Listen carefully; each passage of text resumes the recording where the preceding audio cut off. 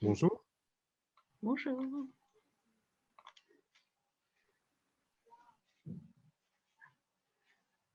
Alors, il devrait y avoir encore normalement voilà, quelques personnes.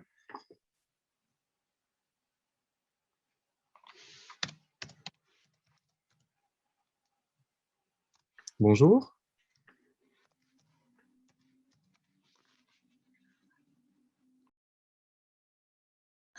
Bonjour Clément. On s'est déjà rencontrés à une formation sur les animations sur les enfants pour les écoles D'accord. avec l'ARB. Ah, en septembre? C'était septembre, je ne sais plus. Septembre Le temps passe 2020 vite. au Cerf de Saint-Ouen? Tout à fait. Ah, oui. Oui, oui, un bon moment. Ah ouais, c'était génial. On espère, là, on espère une nouvelle date avec l'ARB en juin, si tout va bien. On a essayé de se dire que ça irait mieux mi-juin. Donc, on a proposé une journée autour des marques pédagogiques. À Oui, la je crois que j'ai vu maison. passer. Alors, je ne me suis Voilà, pas inscrite à celle-là, je me suis inscrite au niveau de l'ARB, je me suis inscrite à celle sur les coccinelles. d'accord. Voilà.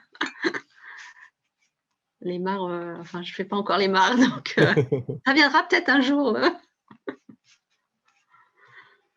Très bien. Et derrière l'association La Sève, je veux bien un petit, voilà, qui êtes-vous aussi? Je vais faire ensuite une petite présentation du graine et vous renvoyer aussi, vous partagez le lien du site internet et ça sera l'occasion après de répondre à vos questions également sur le réseau si vous en avez. Mais qui est l'association La Sève? Qu'est-ce que vous faites? Très bien. Alors bonjour, vous m'entendez bien? Oui, Parfait, très bien. Donc, l'association La Sève, c'est donc pour savoir écologique et valorisation environnementale. Donc, on est une association qui promeut l'éducation à la biodiversité, à l'environnement et qui fait également des formations en permaculture. d'accord. Donc, on existe depuis 2015. Avant ça, il y avait même un bureau d'études dans l'environnement qui avait déjà posé certaines bases. L'ADN de la Sève à l'origine, c'est vraiment l'animation nature auprès des publics enfants, familles, et petit à petit, on a élargi notre champ d'action à vraiment l'accompagnement de l'apprentissage, de l'acquisition de connaissances, en fin de compte, sur le domaine de la biodiversité, de l'environnement. Voilà. Et Donc, on vous va agissez sur maintenant… quel territoire? Alors, on est basé dans les Yvelines, au nord de D'accord, Mantes-la-Jolie, donc d'accord. dans le parc du Vexin français. Mais on intervient finalement un peu sur toute l'Île-de-France, majoritairement nord et ouest. Donc, on va être dans les Yvelines, aux alentours de Mantes, mais également on va jusqu'au Lilas. On peut intervenir vraiment dans différents lycées de l'Île-de-France, notamment. Donc, on fait de l'accompagnement de projets E3D dans des écoles-lycées, etc. D'accord, très bien. Merci beaucoup. Merci à vous. Donc, je vais vous montrer le site du Graine et puis vous parler un petit peu de notre association. Donc, on est une association de 1901 qui existe depuis une trentaine d'années.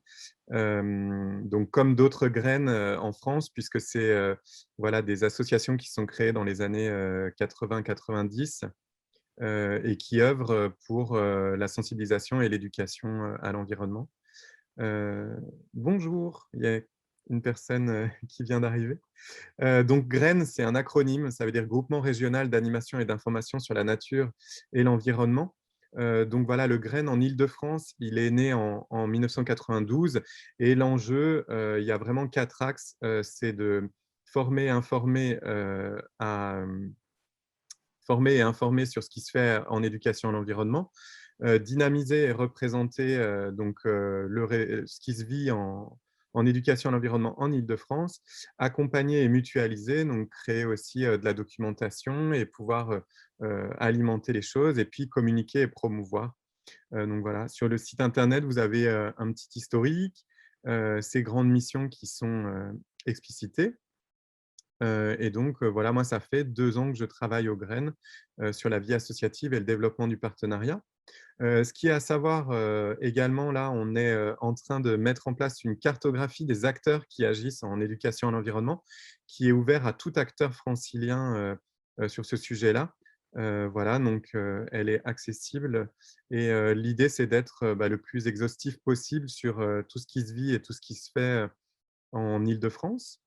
On a, effectivement, aussi l'enjeu de mener des projets de territoire. Donc là, dans la partie partenariat, vous pourrez, voir un petit peu, ce qui est fait. Donc, on fait de l'ingénierie et de la coordination de projets généralement quand on est sollicité au niveau du Graine. On agit, avec des collectivités, avec, des villes, des conseils départementaux et puis, on répond de temps en temps à des appels à projets sur lesquels on vient, voilà, donner un peu notre, touche et avec lequel on va après ensuite déployer le projet en faisant appel à nos structures adhérentes. Donc aujourd'hui, au niveau, des adhérents du Graine, il y a, plus d'une centaine de structures et une quarantaine d'adhérents individuels. Parmi les structures, des associations, beaucoup, 2/3 pour la plupart. On a aussi, des collectivités, voilà, la ville de Paris, des conseils départementaux du 92, 93 et 94. Donc voilà, on est, aussi avec des institutions, par exemple, le Muséum national d'histoire naturelle, qui est un des membres fondateurs du Graine. Et donc dans ce qu'on va, proposer ou faire vivre, on a des temps d'échange comme, voilà, une causerie qu'on a fait, il y a plus de 2 ans, déjà sur les idées reçues. On va en faire une autre, en visioconférence dans moins d'un mois sur les jeux et l'éducation à l'environnement. L'idée aussi dans ces rencontres, c'est de produire du contenu, donc essayer aussi d'alimenter, sur ces sujets-là et de recueillir aussi de la matière. On a mis en place des accompagnements au niveau de collèges, donc sur de la rénovation ou de la construction de nouveaux collèges et il y avait un accompagnement à faire autour d'éco-délégués justement. Donc là, pareil, on vient, créer de la coordination, nous, de notre côté, en lien avec les collèges, avec les équipes éducatives et puis, ensuite, on vient chercher dans notre réseau des structures qui vont, faire vivre et mettre en place le projet. On a créé, il y a 2 ans de ça, un guide, «Créer un coin nature dans mon collège» avec le conseil départemental du 93. Mener des projets, donc ça, c'est «Réagissons, luttons contre le gaspillage alimentaire», un projet, sur le territoire d'Est Ensemble, d'accompagnement de 10 établissements scolaires l'année dernière et de 9 établissements scolaires cette année. Voilà, sur, toutes les villes du territoire d'Est Ensemble. Donc on est en fait à mi-chemin en fait entre, la possibilité, nous, de créer, de concevoir avec des collectivités ou avec des structures associatives ou des entreprises, des parcours et des projets et aussi, ce lien de réseau, donc pouvoir ouvrir, ce que l'on fait et d'aller solliciter aussi, nos adhérents pour répondre aux besoins, en fait, identifiés par nos partenaires.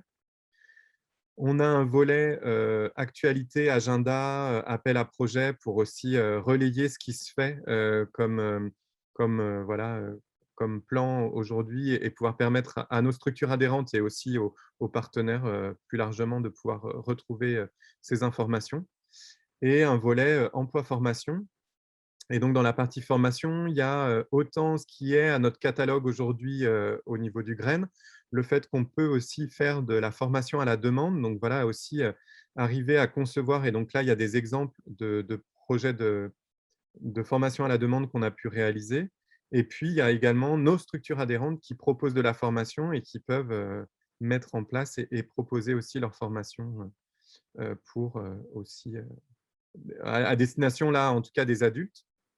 Et puis au niveau de ce qui se passait aujourd'hui, de la dynamique, E3D, voilà, on peut être aussi amené soit, nous au niveau du Graine à accompagner et à, comme je le disais, à aider, les collectivités à mettre en place cette dynamique-là et aussi à voir avec nos adhérents pour, la déployer de manière, plus concrète dans les établissements, avec lesquels on peut, fonctionner.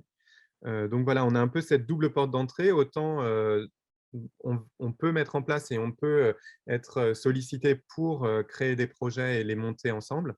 Autant on est une porte d'entrée pour, toucher, des structures adhérentes qui vont œuvrer sur des thématiques diverses et variées et qu'on peut venir, solliciter.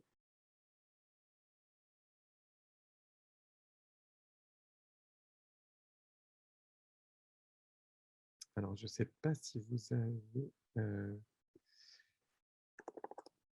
des questions particulières sur le réseau ou sur notre fonctionnement ou sur des projets, enfin voilà que j'aurais pu, évoquer. je vais mettre le lien sur la matinée d'échange qui a lieu le 8 avril au matin. C'est un jeudi matin, autour des jeux et de l'éducation à l'environnement. Et il y aura sûrement une restitution qui sera faite, ou en tout cas des éléments qui seront mis par la suite sur notre site en ligne. Ouais, ça m'intéresse beaucoup, moi. Puisque, en fait, parmi nos adhérents aujourd'hui, on a des structures et enfin, voilà, la matinée est sur l'alimentation durable, parce qu'on a voulu un peu thématiser, mais on a une structure qui vient de rentrer dans le réseau, qui est spécialisée sur la question des jeux. Et donc, ça nous semblait aussi intéressant que de partager ça et de proposer un temps d'échange. Donc là, la matinée, elle est construite sur voilà, qu'est-ce qu'un jeu d'éducation à l'environnement, on va dire, quel est l'intérêt de ces jeux-là, comment on les utilise, à quel moment on utilise ces jeux dans un parcours pédagogique, et puis quelle est la posture de l'animateur et de l'animatrice quand on utilise ces jeux-là, comment on fait pour bien accompagner et permettre, on va dire, aux participants voilà, d'avoir fait le tour de la question. Il y a l'enjeu des règles, il y a qu'est-ce qu'on fait des règles, est-ce que des fois on peut modifier le jeu pour apporter d'autres choses aussi. Donc ça sera évoqué pendant cette matinée. Super. Je suis pour. Donc là, il s'agirait par exemple on va dire, de formation d'animateurs, quoi. Ben, on est C'est dans pas des ça. temps d'échange, des fois de la co-formation, voilà, aussi du partage, du retour d'expérience. Notre idée quand on fait des temps d'échange, c'est aussi de s'appuyer sur ce que font nos adhérents, d'essayer aussi d'écouter les thèmes qui sont d'actualité. Donc là, on envisage soit à la fin de l'année, soit en 2022, par exemple, des temps d'échange autour de l'éducation au goût.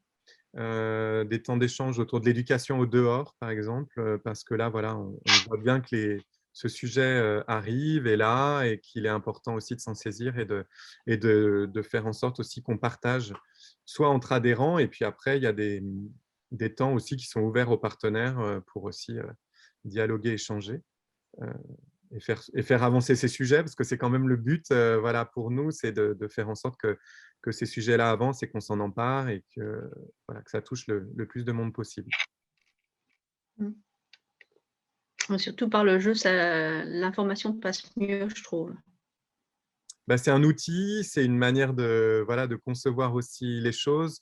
C'est un rapport aussi qui peut permettre via le jeu, de produire aussi des effets, en tout cas de pouvoir aussi avoir un cadre qui est rassurant, dans lequel on sait qu'on est dans le jeu. Donc, on peut aussi tenter des choses dans le jeu et puis voir les effets qu'il peut y avoir si on est en mode collaboratif, en mode compétitif, si on a des consignes différentes. Enfin, voilà, de voir aussi ce qui se passe quand on joue.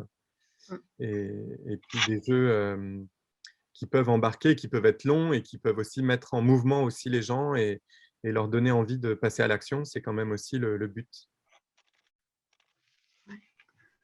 Alors, précédemment, j'étais en atelier avec la DRIE, Oui, donc, qui finalement finance, il me semble, Graines, notamment oui, Île-de-France. Voilà. J'avais posé la question parce que nous, on fait de l'accompagnement souvent de projets dans des lycées, par exemple, voilà, qui sont donc à différents endroits en Île-de-France.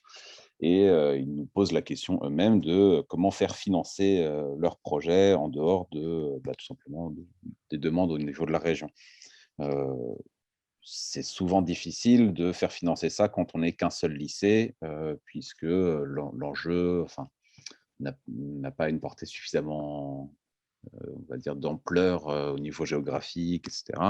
Et l'idée, ce serait de peut-être leur proposer, puisque nous, on en a plusieurs qu'on suit nous-mêmes, leur proposer de les aider à financer ces projets-là, mais comment nous-mêmes obtenir ces aides-là, on n'est qu'une petite structure. Voilà, donc la DRIE m'a dit de vous demander finalement à Graines, voilà, s'il y avait des possibilités peut-être de financement de ce type de projet, etc. Je ne sais pas si c'est clair ce que j'ai dit. Après, c'est vrai on est aussi, nous, sujet à trouver, bien sûr, des financements sur certains projets. Là, par exemple, moi, le projet que je mène sur la lutte contre le gaspillage alimentaire sur Est Ensemble, c'est financé par Est Ensemble, donc l'établissement public territorial. Donc, c'est vrai qu'après, on est effectivement dans cette contrainte-là. Au niveau des lycées ou des établissements, des lycées éco-responsables, c'est vrai qu'ils peuvent avoir, au niveau de la région, il y a des appels à projets ou du financement qui peut être obtenu, qui peut être limité aussi pour faire avancer quand même certains projets. Ensuite, il y a effectivement, et c'est un peu ce qui est la spécificité, je pense, du monde associatif quand on vient aussi comme ça apporter notre aide, c'est que souvent, on a, nous, déjà en amont, la nécessité d'aller chercher du financement pour être dans cet accompagnement-là et pour pouvoir permettre de mettre en place des actions. Au niveau du grain, nous, on n'a pas, on n'a pas aujourd'hui vocation, ça s'est fait il y a quelques années en arrière parce qu'il y avait il y avait un appel à projet qui permettait aux graines de financer certains projets voilà, qui étaient mis en place sur la région.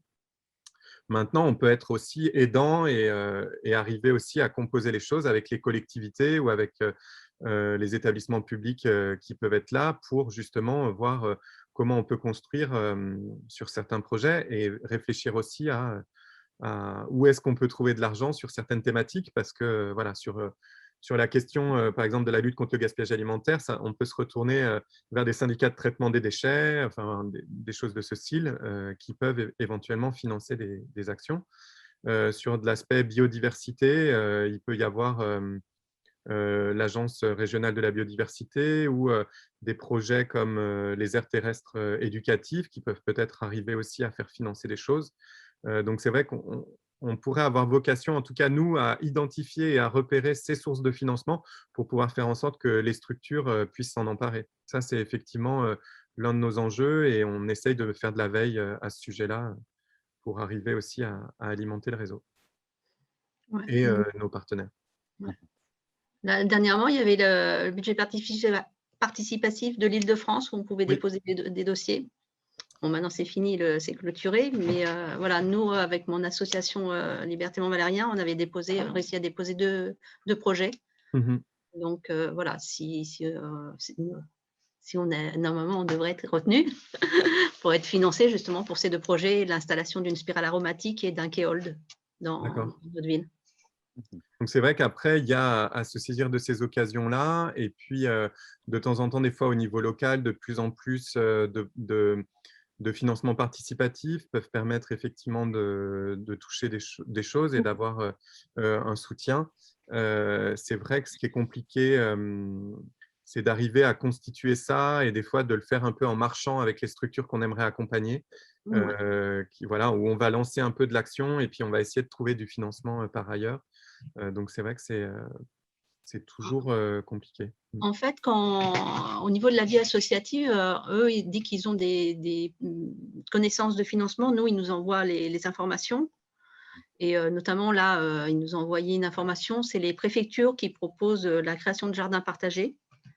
Donc, après, il faut avoir forcément un terrain pour pouvoir proposer un jardin partagé. Mais voilà, en passant par la vie associative, on peut avoir certaines informations que le Kidam ne pourrait pas forcément trouver facilement. Oui. Et puis après, comme je le disais, c'est de la construction aussi de projets qui nécessitent des fois, enfin nous, je le vois sur certains projets dans lesquels on est, c'est du développement du partenariat qui dure des fois depuis 1 an, 2 ans, sur lequel on arrive petit à petit à tisser des choses et à arriver à trouver du financement parce que le partenaire, d'un seul coup, voit de l'utilité à nous soutenir. Donc, c'est vrai que ça peut être plus ou moins long. Et puis ensuite, ce qu'on essaye de faire aussi dans le réseau, quand on a des sollicitations de collectivités, de villes qui cherchent des structures, on a aussi voilà, le fait de pouvoir prendre la sollicitation, la partager dans notre réseau et faire en sorte que nos adhérents aussi puissent se positionner s'ils sont intéressés pour répondre à ces demandes-là. Donc, on a aussi voilà, vocation à partager. C'est que finalement, nous-mêmes, on fait donc de l'accompagnement aussi de projet, etc. Mais je ne sais plus, enfin, je ne suis pas à la direction de l'association. Il me semble qu'on a été à un moment adhérent du GREN D'accord. EDF, mais je ne sais plus si on l'est toujours. Voilà, finalement, en tant que structure associative nous-mêmes aussi, qui faisons de l'accompagnement, voilà, je ne sais pas comment on peut s'intégrer dans ça, enfin, quelle serait la démarche finalement de collaboration entre Graines et Sève. Bah, c'est vrai qu'après, il y a la possibilité, enfin, il y a la possibilité d'adhérer, effectivement. Moi, enfin, voilà, je suis pas à obliger, et je sais qu'on est enfin, voilà, finalement, on a 100 structures adhérentes et on n'est pas représentatif du monde de l'éducation et l'environnement et on cherche pas forcément à l'être. En tout cas, c'est pas moi le discours que j'ai. Maintenant, c'est, des fois du partenariat parce que, sur place, bah, vous allez être aussi l'interlocuteur avec lequel vous avez déjà du contact sur un territoire et que nous, on peut jouer à mettre en relation et à partager nos contacts aussi.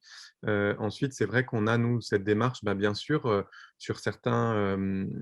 Enfin, on a des publications ou des choses qui sont en interne et qui sont dédiées à nos adhérents, bien entendu, pour qu'on puisse aussi relayer des choses. Après, c'est souvent des actions qui peuvent être retrouvées par ailleurs, mais c'est vrai qu'on va essayer, nous, de compiler les infos, d'en donner un maximum, de pouvoir les partager et puis de temps en temps de créer des choses ensemble, donc aussi de faire en sorte que ça bénéficie à nos adhérents, bien sûr. Donc on a cette démarche-là. Mais après, il n'y a pas d'antinomie à être partenaire et à aussi concevoir des choses, si à un moment donné ça fait sens, aussi de le faire dans cette optique-là. L'important, c'est de faire avancer les choses, en effet. Oui, On est bien tout à d'accord fait.